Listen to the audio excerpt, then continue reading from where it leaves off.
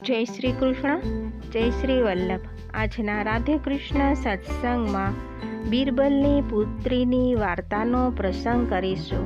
પણ તે પહેલાં આપ રાધે કૃષ્ણ સત્સંગમાં જોડાવા માંગતા હોય તો લાઈક કરજો, શેર કરજો અને સબસ્ક્રાઈબ કરજો, જેથી કરીને આવતા તમામ પ્રસંગો આપના સુધી પહોંચી શકે। એક દિવસ શ્રી ગુસાઈજી આગ્રા પધાર્યા હતા। બિરબલની પુત્રીને શ્રી ગુસાઈજીના સાક્ષાત પૂર્ણ પુરુષોત્તમના દર્શન થયા।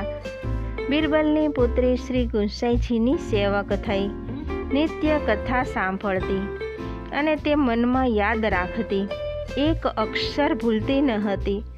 દિવસ રાત કથાનો અનુભવ કરતી હતી।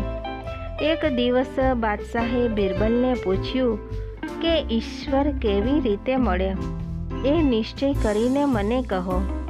ત્યારે બિરબલે સર્વ પંડિત અને મહંતને પૂછ્યું, પરંતુ તેમનું કહ્યું કંઈ નજરમાં આવ્યું નહીં। તે ઘણા ચિંતાતુર થયા અને એવો ડર લાગ્યો કે બાદશાહ લૂંટી લેશે। ત્યારે પુત્રીએ કહ્યું કે તેનો ઉત્તર શ્રી ગુસાઈજી દેશે। બિરબલ શ્રી ગોકુલ આવ્યા અને શ્રી ગુસાઈજીને વિનંતી કરી। ત્યારે શ્રી ગુસાઈજીએ આજ્ઞા કરી કે હું બાદશાહને એકાંતમાં ઉત્તર દઈશ। બિરબલે સર્વ વાત બાદશાહને કહેતા। બાદશાહ શ્રી ગોકુલ આવ્યા અને બિરબલ પણ સાથે આવ્યો।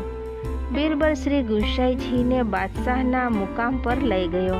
બાદશાહે એકાંતમાં શ્રી ગુસાઈજીને પૂછ્યું કે ઈશ્વર કેવી રીતે મળે તે ઉપાય બતાવો।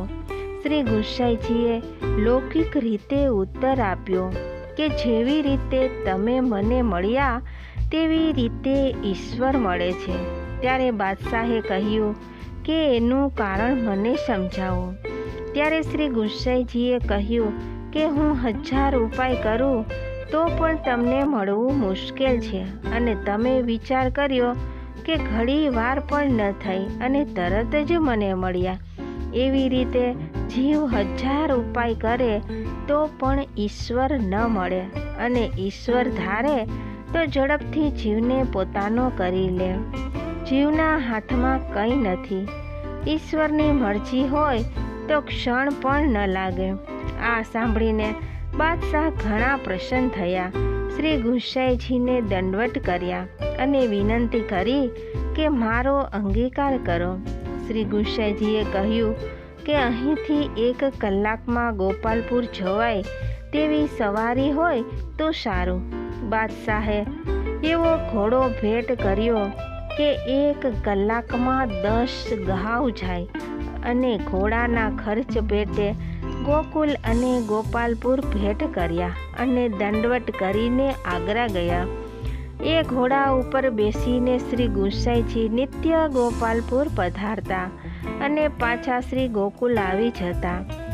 એ ઘોડાની વાત તો ગોપાલદાસજીએ 7 વલ્લભાખ્યાનમાં ગાય જ છે કે તુરંગ ચાલે વાયુ વેગે ઉતાવળો, જાણે નૌકા ચાલી સિંધુ તરવા।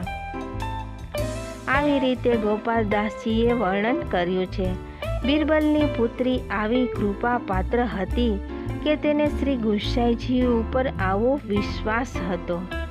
તો આ સાથે આપણે આજના વાર્તા પ્રસંગને અહીં વિરામ આપીએ। ફરીથી મળીશું નવા પ્રસંગ સાથે।